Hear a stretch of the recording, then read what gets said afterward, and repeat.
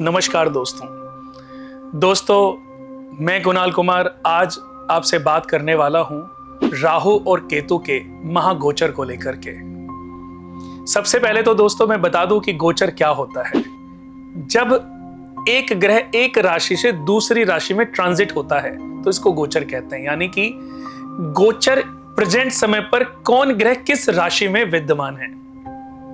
जब आपका जन्म होता है उस समय आपके ग्रह किन किन राशियों में विद्यमान होते हैं, अगर हम इसको कंपेयर करें तो 60 to 65% बेसिक कुंडली के प्लैनेट्स काम करते हैं। लेकिन प्रेजेंट समय पर चल रहे ग्रहों की स्थितियां, यानी कि इस समय कौन सा ग्रह किस राशि में गोचर कर रहा है, किस राशि में विचरण कर रहा है, यानी कि किस राशि में वो स्थित है। स्थित का मतलब ये रुकते तो कभी है नहीं, ये अपनी अपनी स्पीड पर चलते रहते हैं। तो जैसे कि अगर मैं बात करूं सारे ग्रहों की, तो एक राशि में सबसे कम समय लेता है चंद्रमा 2.25 दिन एक राशि में गोचर करते हैं।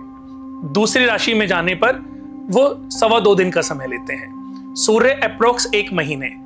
ऐसे ही शनि की मैं बात करूं तो अप्रोक्स 2.5 साल, बृहस्पति अप्रोक्स 1 साल, राहु और केतु 18 महीने, 1 साल के अप्रोक्स हो गए।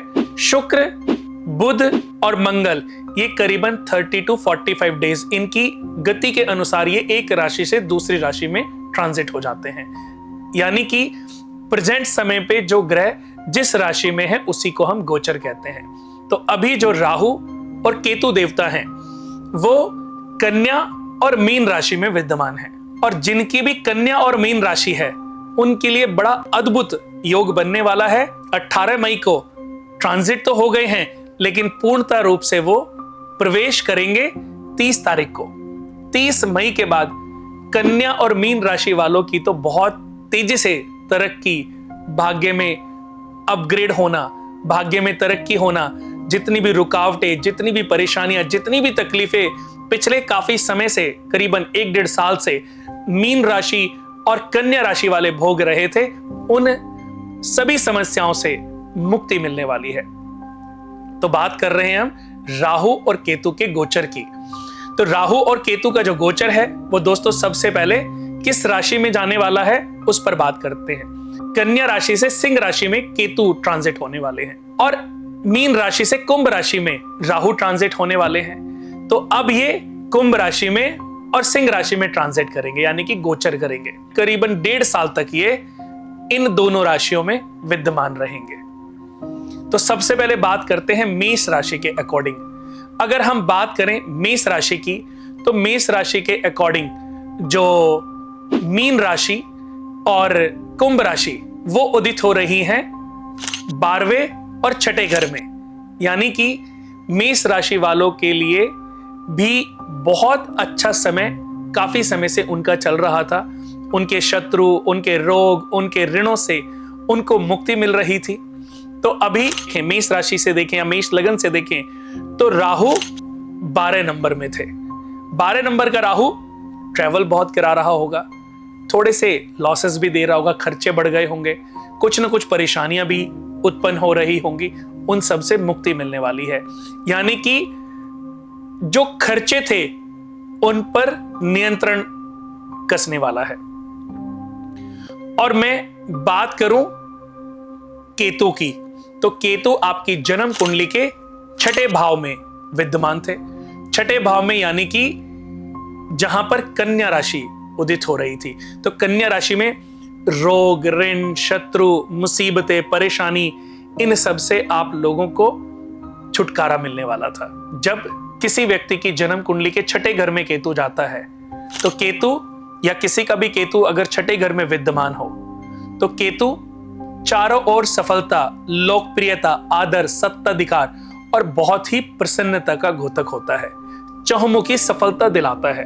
व्यक्ति किसी भी रूप में अगर कोई काम कर रहा है तो हर एंगल से उसको सफलता के रास्ते उसके लिए खोलता चला जाता है। 6ठे घर का केतु मैंने प्रैक्टिकली अपने जीवन में सबसे उत्तम पाया है। जिस भी व्यक्ति का मैंने केतु 6ठे घर में देखा है, ऐसे व्यक्ति के कभी भी दुश्मन प्रबल नहीं हो पाते।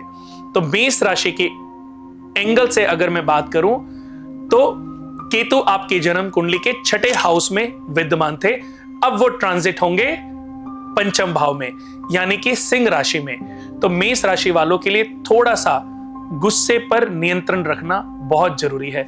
अपने पिता के साथ रिश्तों को बना के रखना है, पिता की हेल्थ का ध्यान रखना है, क्योंकि आपके द्वारा की गई आपकी पिता से बहस आपके पिता के स्वास्थ्य को खराब कर सकती है।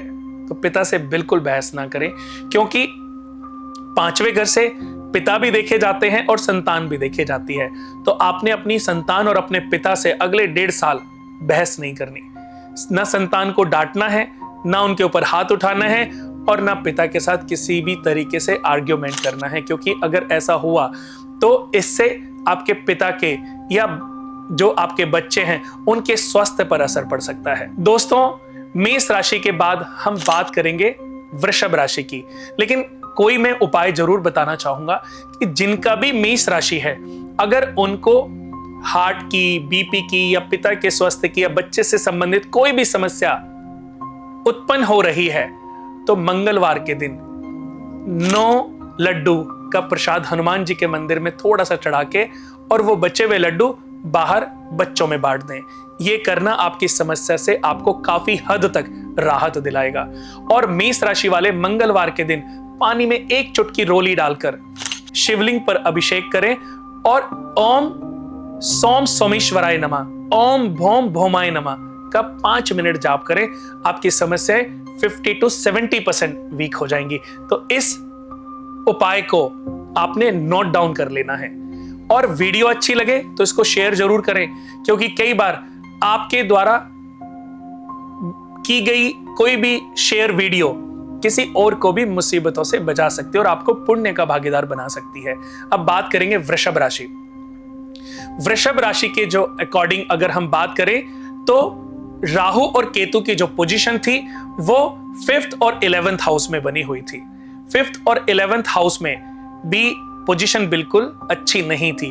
अब केतु उनकी जन्म कुंडली में 4th हाउस में जाने वाले हैं, और 4th हाउस माता का घर होता है। सुख संपत्ति, इनकम, आय, भूमि, वाहन, प्रोग्रेस, गाड़ियां, निजी संबंध, छल कपट 4th हाउस से ही देखे जाते हैं। तो केतु का 4th हाउस में जाना माता को कष्ट दे सकता है। हार्ट, बीपी जैसी मुसीबतें, बड़ी बीमारी से भी अवगत करा सकता है। तो थोड़ा सा टेक केयर रखना है। और मैं आपको बता दूं कि राहु का 10th घर में जाना बिजनेस की तरफ से आपको कोई टेंशन लेने की आवश्यकता नहीं है, क्योंकि 11th घर से राहु आपकी जन्म कुंडली के 10th हाउस में गोचर करने वाले हैं। और 10th हाउस में राहु का गोचर आपके व्यवसाय को बुलंदियों पर लेके जाएगा, यानी कि आपके स्टेटस को भी बुलंदियों पर लेके जाएगा।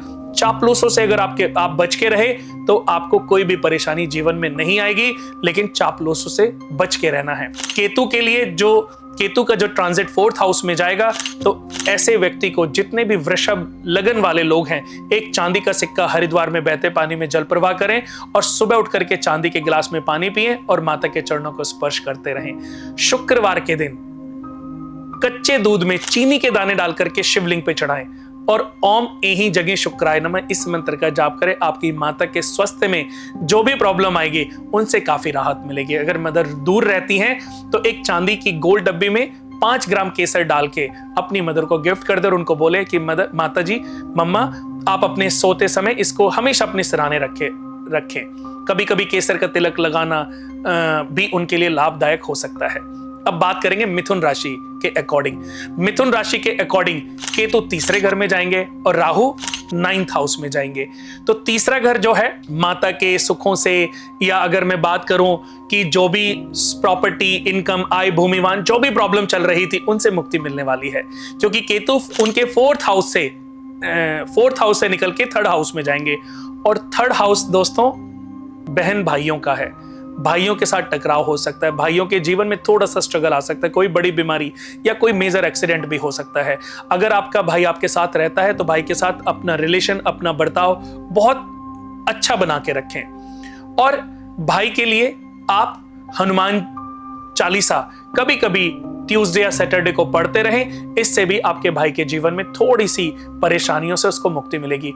राहु का 9th हाउस में जाना विदेश का कोई ना कोई रास्ता खुलने वाला है, विदेश का कोई ना कोई बिजनेस शुरू होने वाला है, या विदेश से रिलेटेड कोई बड़ी अपॉर्चुनिटी आपको मिलने वाली है। थोड़ी सी चैरिटी करते रहें, सभी मुसीबतें आपकी वीक होती चली जाएंगी। बात करेंगे अब कर्क राशि। कर्क राशि की अगर मैं बात करूं तो केतु कर्क राशि के अकॉर्डिंग, केतु 3rd हाउस में और राहु 9th हाउस में बैठे थे, तो केतु अब उनके 2nd हाउस में आएंगे। यानी कि भाई बहनों के साथ रिलेशन में जो कमी थी, या साथ आसपास के साथ जो लोग थे जिनके साथ आप काम करते हैं, उनके साथ जो भी इश्यूज थे, उन सभी इश्यूज से आपको छुटकारा मिलने वाला है, क्योंकि राहु 3rd हाउस से निकल करके 2nd हाउस में जाएंगे। 30 तारीख के बाद से आप ये फील करने लग जाएंगे कि सराउंडिंग आपके पर्सनल लाइफ में, आपके ब्रदर के साथ या पास के जो लोग जिनके साथ आपका रोज उठना बैठना, जिनके साथ आपका रोज का व्यापार था, उनके साथ जो इश्यूज उत्पन्न हो रहे थे वो छूमंतर हो जाएंगे। लेकिन केतु का 2nd हाउस में जाना, 2nd हाउस गले का है, कंठ, मुख, नाक, स्वर, दाई आंख, हकलाना, नेत्र रोग, मुख रोग, ये सब 2nd हाउस से देखे जाते हैं। 2nd हाउस में केतु एंजाइटी देता है, केतु का 2nd हाउस में स्ट्रेस देता है, वाक त्रुटि देता है। अगर आप जरा से किसी से बहस करते हैं तो वो बड़ी मुसीबत का कारण बन सकती है। आप किसी के साथ भी नॉर्मल बात करते करते तेज आवाज में बात करते जा रहे हैं तो कब आप हाइपर हो जाएंगे, कब आपका बीपी शूट अप होगा, कब सामने वाले के साथ आपकी हाथापाई शुरू हो जाएगी, आपको पता भी नहीं चलेगा। आपको सावधानी बरतनी है, किसी के साथ भी बहस करने से बचे। जरा सी बहस मुसीबत का कारण बन सकती है। 2 ग्राम केसर सिल्वर बॉक्स में डाल के, सिल्वर गोल्ड डब्बे में डाल के अपने बेड के सिराने रखें और अगले 1.5 साल केसर का तिलक लगाना आरंभ कर दें। डेली गणेश भगवान की आरती करें। तो जिसका भी केतु, अब जिसकी भी कर्क राशि या कर्क लगन है, उनको अगले 1.5 साल तो गणेश भगवान की आरती जरूर करनी है और केसर का तिलक लगाना है। और राहु की 8th हाउस में ट्रांजिट होना, यानी कि आयु पे तो चल रही कोई भी मुसीबत प्रबल नहीं हो पाएगी। आयु के लिए तो राहु बहुत अच्छा होता है। सेक्सुअली थोड़ी सी प्रॉब्लम हो सकती है, गैस्ट्रिक प्रॉब्लम रह सकती है, या सफोकेशन थोड़ी सी रह सकती है, यूरिन इन्फेक्शन हो सकता है। तो थोड़ी सी सावधानी, अगर आपको यूरिन या किडनी या पैनक्रियाज में कोई भी इश्यूज अगर होता है, आपका वेट धीरे धीरे लूज हो रहा है, तो फौरन डॉक्टर को ट्रीटमेंट जरूर कराएं, क्योंकि बड़ी मुसीबत प्रबल होने से पहले आप उसका इलाज ढूंढ लेंगे और अपनी मुसीबत से मुक्त हो जाएंगे। राहु के लिए 4 सूखे गोले 4 बार सर के ऊपर से उल्टे घुमा करके बहते पानी में जल प्रवाह कर दें। ये कर्क राशि वालों के लिए बहुत ही खास उपाय और हिदायत भी है। अब बात करेंगे सिंह राशि। सिंह राशि यानी कि जिनकी भी सिंह राशि है, सिंह राशि के अकॉर्डिंग अगर मैं बात करूं तो राहु और केतु उनके लगन में आने वाले हैं। लगन जहां से हमारी पर्सनालिटी देखी जाती है, हमारा ओहदा, कीर्ति, उद्योग, हमारा स्टेटस देखा जाता है, आयुष्य, आरोग्यताएं, यात्राएं, धन, स्वभाव, बल, शौर्य, रूप, चिन्ह, आकृति, प्रकृति, हमारी विद्वता देखी जाती है। तो लगन में केतु का आना, अगर आप कोई मैथोलॉजी बुक्स पढ़ रहे हो, कोई आप स्पिरिचुअल से रिलेटेड कोई सीरियल देखते हो, या कोई भी पूजा पाठ में आपका मन लगता है, तो केतु से घबराने की आवश्यकता नहीं है। क्योंकि अगर आप मेडिटेशन करते हैं, आप अच्छे ग्रंथों का, शास्त्रों का अध्ययन करते रहते हैं, तो केतु आपके लिए बहुत ही सुखदायक साबित होने वाला है। लेकिन कभी कभी हाइपर होना आपको मुसीबत में डालेगा। थोड़ी सी एंजाइटी हो सकती है, क्योंकि लगन में केतु आपके गले से रिलेटेड या आपके स्टमक से, लीवर से रिलेटेड थोड़ी सी प्रॉब्लम दे सकता है। पेट खराब रहता है, कॉन्स्टिपेशन में थोड़ी सी प्रॉब्लम आ सकती है। तो आपके लिए भी बहुत प्यारा उपाय है कि 2 ग्राम केसर सिल्वर गोल्ड डब्बे में डाल के अपने बेड के सिराने रखें। और जब भी आप अपने घर से बाहर निकलें, चाहे आप जॉब करते हैं, चाहे व्यापार करते हैं, तो ओम गंग गणपति नमः इस मंत्र का जाप करके निकलें। काफी सारी मुसीबतों से आपको छुटकारा मिला रहेगा। राहु का 7th हाउस में होना, क्योंकि राहु आपके 7th हाउस में, 8th हाउस से 7th हाउस में ट्रांजिट होने वाले हैं। यानी कि सेक्सुअली या लेडीज को गायनिक या फिजिकली अगर कोई प्रॉब्लम चल रही थी, उनसे तो मुक्ति मिलेगी, लेकिन आपकी मैरिड लाइफ या पार्टनरशिप में थोड़े से ट्रबल आ सकते हैं। क्योंकि राहु अगले 1.5 साल, अगले 18 महीने आपके 7th हाउस, आपके पार्टनर के घर में रहने वाले हैं। पार्टनर के साथ बिल्कुल बहस ना करें, क्योंकि पार्टनर के साथ की गई जरा सी भी बहस उनको और बीमार कर देगी। और अगर आप ये नहीं चाहते कि मेरा पार्टनर, मेरी पत्नी या मेरा हस्बैंड बीमार पड़े, उसके ऊपर मुसीबत आए, तो उसके साथ बहस करने से बचें। अगर आपकी सिंह राशि है या सिंह लगन आपकी कुंडली है, तो आपको ये थोड़ी सी टेक केयर रखनी है, सावधानी बरतनी है। 4 नीले फूल 4 बुधवार सरस्वती माता को अर्पित करने हैं और गणेश जी की आरती करके केसर का तिलक कंठ पे लगाना है। आपके ऊपर जितनी भी राहु केतु के गोचर की वजह से मुसीबतें, परेशानियां, विपत्तियां प्रबल होंगी, 70 to 80% वो खत्म हो चुकी होंगी। इतना प्यारा उपाय मैंने आपको बताया है। इसके बाद बात करेंगे कन्या राशि। कन्या राशि यानी कि उनकी जन्म कुंडली के अकॉर्डिंग उनकी कुंडली में राहु और केतु की जो पोजीशन थी वो लगन में और 7th हाउस में बनी हुई थी, लेकिन अब केतु उनके 12th हाउस में जाने वाले हैं, यानी कि स्वास्थ्य संबंधी जितनी भी परेशानियां थी वो सब समाप्त होने वाली हैं। पार्टनर की लाइफ में पार्टनर्स के साथ जो भी मुसीबतें चल रही थी, लड़ाई झगड़े, कलेश, मुसीबतें जो भी चल रही थी, उनसे भी छुटकारा मिलने वाला है। अगर लड़ाइयां इतनी बढ़ गई थी कि बातें डिवोर्स तक चली गई थी तो डिवोर्स होएगा, छुटकारा मिल जाएगा। और अगर चीजें गलतफहमियों का शिकार थी तो वो गलतफहमियां खत्म हो जाएंगी और आपकी मैरिज लाइफ ठीक हो जाएगी। राहु और केतु आपके 12th और 6ठे घर में जा रहे हैं, यानी कि कन्या राशि वालों के लिए तो बहुत बढ़िया समय। जितने भी लोग इस दुनिया में कन्या लगन वाले, कन्या राशि वाले हैं, तो उनसे बहस करने से बचें। ऐसे लोगों के जो भी दुश्मन होंगे वो समाप्त होते चले जाएंगे। कर्जा, रोग, ऋण, मुसीबतें, परेशानी, कानूनी कार्रवाई, संग्राम, शत्रुता, लड़ाई झगड़े, सब चीजों से मुक्ति मिलने वाली है। ट्रैवलिंग बढ़ेगी। ट्रैवलिंग के साथ साथ आपको इनकम भी प्राप्त होने वाली है, क्योंकि केतु का 12वें घर में बहुत अच्छा योग माना गया है। तो ये बहुत अच्छी पोजीशन है कन्या राशि वालों के लिए। बात करेंगे अब तुला राशि की। तुला राशि वालों के लिए ऑलरेडी कन्या और मीन राशि उनके 12वें और 6ठे घर में बनी हुई थी, तो उनका तो बहुत बढ़िया टाइम था। लेकिन अभी राहु का 5th हाउस में होना और केतु का 11th हाउस में, राहु का तो एक बार को हम मानते हैं कि 5th हाउस में, फिर भी राहु थोड़े से अगर आदमी पूजा पाठ करे, आध्यात्म के साथ जुड़ा रहे, तो व्यक्ति को काफी बेनिफिट मिल जाते हैं। केतु का 11th हाउस में जाना बिल्कुल भी योग कारक नहीं है। आपकी जो जमा पूंजी थी, जो कैश फ्लो था, अगले 18 महीने आपको बहुत सावधानी बरतनी है। पैसा यूं झट से उड़ जाएगा और आपको पता भी नहीं चलेगा कि हमारा कैश फ्लो कितना अच्छा था और अचानक से हमारे जीवन में कहां से मुसीबतें आ गई। जिनकी भी तुला राशि, क्योंकि तुला राशि के अकॉर्डिंग केतु 11th हाउस में जाने वाले हैं, और 11th हाउस लाभ, इच्छाएं, आकांक्षाएं, प्रॉपर्टी, इनकम, आय, बहुत सारी और भी अपॉर्चुनिटी, जितने भी मांगलिक कार्य हैं, संपत्ति, ऐश्वर्य, इच्छाएं हैं, ये सब 11वें घर से देखी जाती हैं। और केतु 11वें घर में बिल्कुल भी योग कारक नहीं होते, यानी कि बच्चों की लाइफ में ट्रबल आ सकता है, जमा पूंजी नष्ट हो सकती है, आपकी कोई प्रॉपर्टी के साथ कोई धोखाधड़ी कर सकता है। तो तुला लगन, तुला राशि वालों को तो बहुत टेक केयर रखने की आवश्यकता है। कभी कभी शिव मंदिर में जाकर के कच्चे दूध में चीनी के दाने डाल करके शिवलिंग पे चढ़ाएं और साथ में केसर से त्रिपुंड बनाएं और वहीं पर बैठ करके ओम एहि जगह शुक्राय नमः इस मंत्र का जाप करें।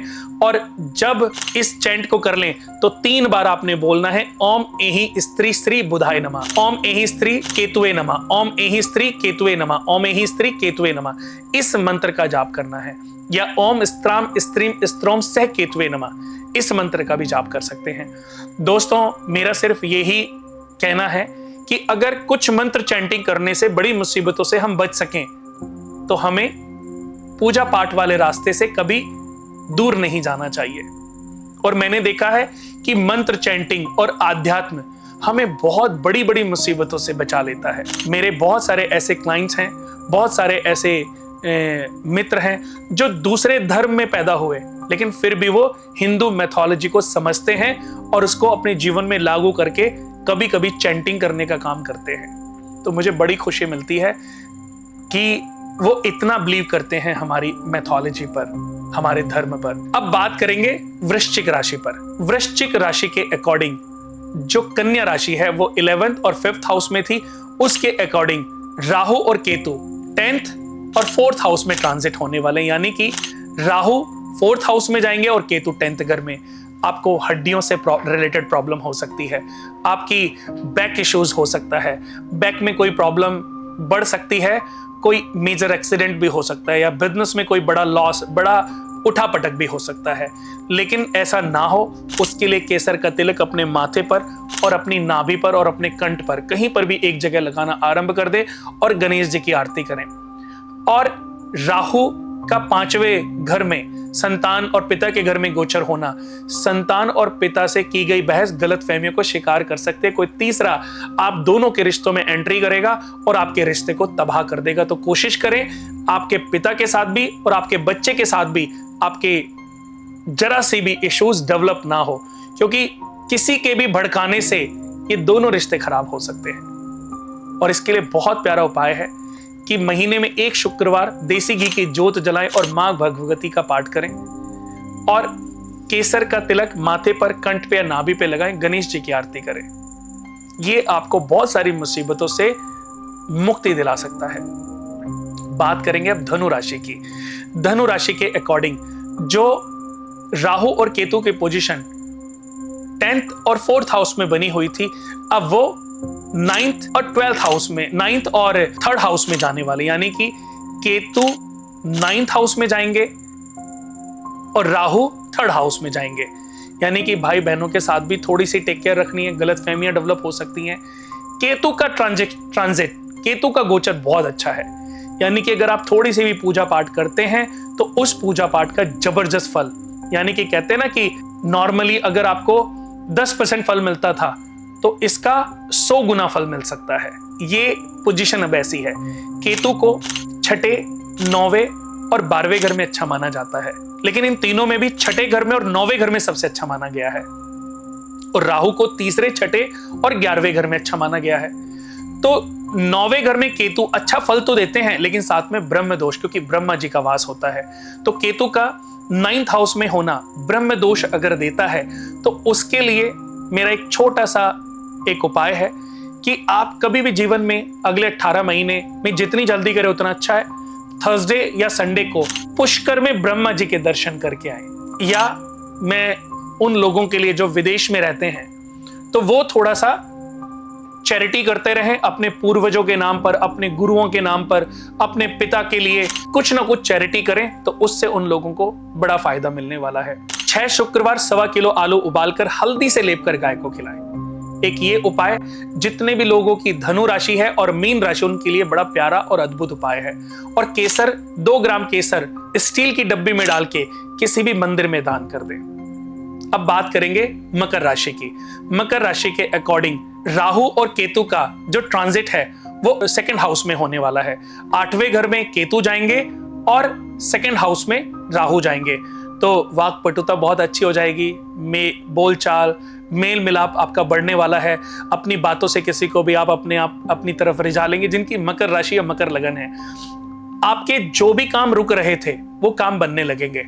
जिनका भी बोलने का काम है, स्पीच का काम है, उनको बड़ा फायदा मिलेगा अगले 18 महीने। लेकिन केतु का 8वें घर में पाइल्स की प्रॉब्लम दे सकता है। ज्यादा मसाले खाने से बचना है। यूरिन इन्फेक्शन, पेनक्रियाज में प्रॉब्लम, या लेडीज को गायनिक इश्यूज प्रॉब्लम दे सकता है, क्योंकि अगले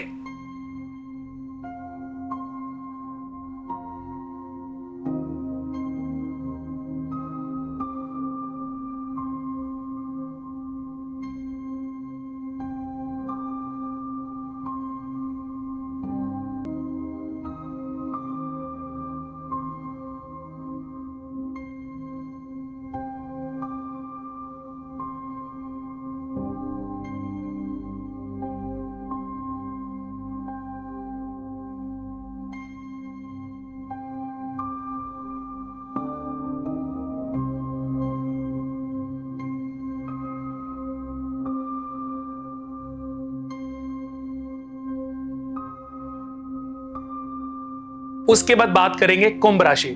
कुंभ राशि के अकॉर्डिंग लगन में राहु ट्रांजिट होंगे और 7th हाउस में केतु, यानी कि पार्टनरशिप, भागीदारी ब्रेक हो सकती है। जिनकी भी कुंभ राशि या कुंभ लगन है और पार्टनर के साथ वियोग हो सकता है, पार्टनर हॉस्पिटल में एडमिट हो सकती है, मेजर हेल्थ इश्यूज हो सकता है।